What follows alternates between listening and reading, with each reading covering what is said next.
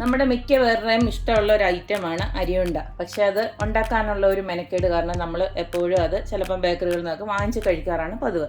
ഇന്ന് നമുക്ക് വളരെ ഈസി ആയിട്ട് അതിനെക്കാട്ടിലും ടേസ്റ്റിൽ അവൽ വെച്ചിട്ട് അതുപോലെ തന്നെ ഒരു അവലുണ്ടയാണ് ഉണ്ടാക്കാൻ പോകുന്നത്. വളരെ കുറച്ച് ഐറ്റംസ് മതി, വളരെ എളുപ്പത്തിൽ നമുക്ക് ഉണ്ടാക്കിയെടുക്കുകയും ചെയ്യാം. അപ്പോൾ അതിന് വേണ്ടി ഞാൻ 2 കപ്പ് അവലെടുത്തിട്ടുണ്ട്, പിന്നെ 1 കപ്പ് തേങ്ങ എടുത്തിട്ടുണ്ട്, പിന്നെ കുറച്ച് കാഷ്യൂനട്ട്, പിന്നെ ഇതിനേക്ക് നമുക്ക് ആവശ്യമായിട്ട് കുറച്ച് നമ്മുടെ ശർക്കര വേണം. അത് ഞാൻ ഒഴിക്കുന്ന സമയത്ത് കാണിച്ചു തരാം. ഇത്ര മാത്രം ഐറ്റംസ് മതി നമ്മുടെ രുചികരമായിട്ടുള്ള അവലുണ്ട ഉണ്ടാക്കാൻ. അന്നേരം ഇനിയും അതെങ്ങനെയാണ് ഉണ്ടാക്കുന്നത് നോക്കാം. ഇനി നമ്മുടെ അവലുണ്ട ഉണ്ടാക്കാനായിട്ട് നമുക്ക് ഫസ്റ്റിൽ തേങ്ങയൊന്ന് ഒരു ഗോൾഡൻ കളർ ആവുന്നിടം വരെ ഒന്ന് വറുത്തെടുക്കണം.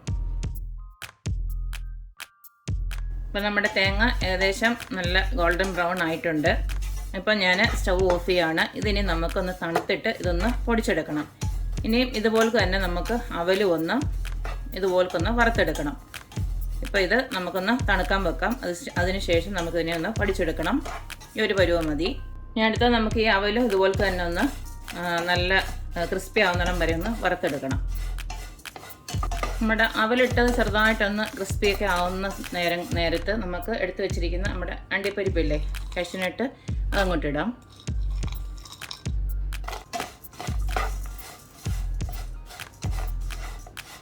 നമ്മുടെ അവലൊക്കെ നല്ല ക്രിസ്പി ആയിട്ട് വന്നിട്ടുണ്ട്. അതിൻ്റെ കൂട്ടത്തിൽ തന്നെ കിടന്നിട്ട് നമ്മുടെ കാഷ്യൂനട്ട് ഒന്ന് മുരിഞ്ഞു വരും. അന്നേരം ഇനി ഈ ഒരു സമയത്ത് നമുക്ക് ജസ്റ്റ് ഒന്നെടുത്ത് നോക്കിയാൽ മതി.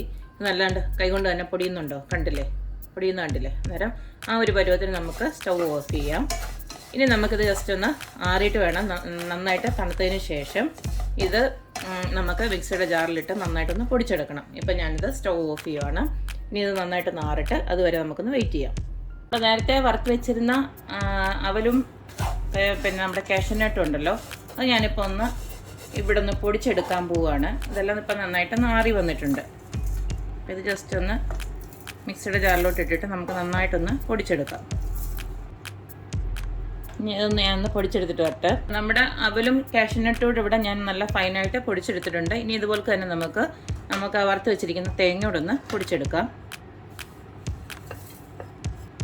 അപ്പം ഞാനിതൊന്ന് ഫൈനായിട്ടൊന്ന് പൊടിച്ചെടുത്തിട്ട് വരട്ടെ. അപ്പം നമ്മുടെ തേങ്ങ ഞാനിവിടെ പൊടിച്ചെടുത്തിട്ടുണ്ട്.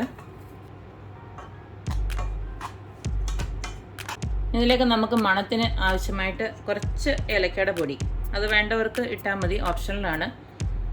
ഇഷ്ടമുള്ളവർക്ക് മാത്രം ആഡ് ചെയ്യുക.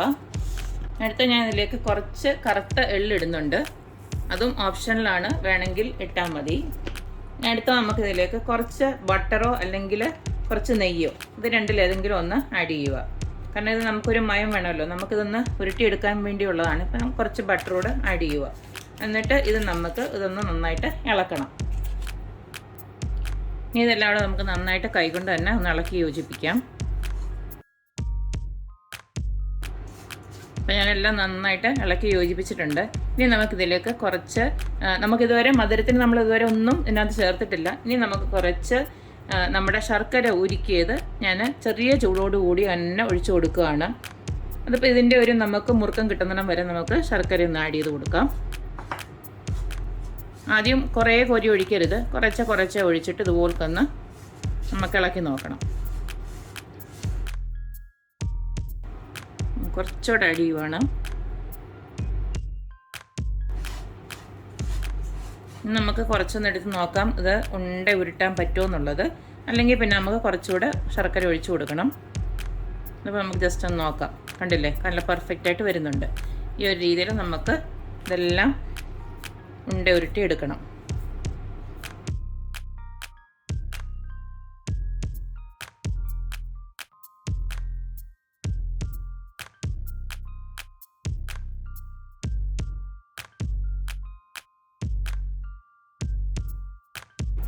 അപ്പോൾ നമ്മുടെ അവലുണ്ട എല്ലാം ഞാനിവിടെ ഉരുട്ടി റെഡിയാക്കി വെച്ചിട്ടുണ്ട്. അടിപൊളി ടേസ്റ്റാണ്. വളരെ ഈസി ആയിട്ട് വളരെ ചെറിയ ടൈം കൊണ്ട് തന്നെ നമുക്ക് അടിപൊളിയായിട്ട് ഉണ്ടാക്കാവുന്ന ഒരു അവലുണ്ടയുടെ റെസിപ്പിയാണിത്. അപ്പോൾ തീർച്ചയായിട്ടും ഇതെല്ലാവരും ട്രൈ ചെയ്ത് നോക്കണം. എന്തായാലും എല്ലാവർക്കും ഇഷ്ടപ്പെടും. അപ്പോൾ എപ്പോഴും പറയുന്ന പോലെ തന്നെ എൻ്റെ റെസിപ്പീസ് ഇഷ്ടപ്പെടുന്ന എല്ലാവരും please like, share and subscribe.